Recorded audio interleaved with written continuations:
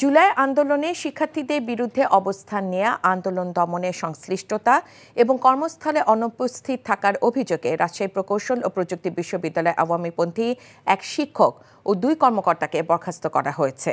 চাকরি থেকে অব্যাহতি দেয়া হয়েছে এক কর্মকর্তাকে।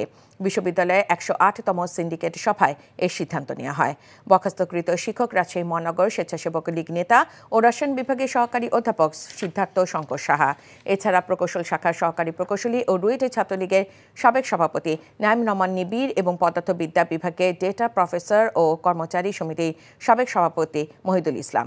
এছাড়াও পরিকল্পনা ও উন্নয়ন দপ্তরের প্রকৌশলী ও ছাত্রলীগের সাবেক আহ্বায়ক প্রকৌশলী হারুনুর রশিদকে চাকরি থেকে অব্যাহতি দেওয়া হয়।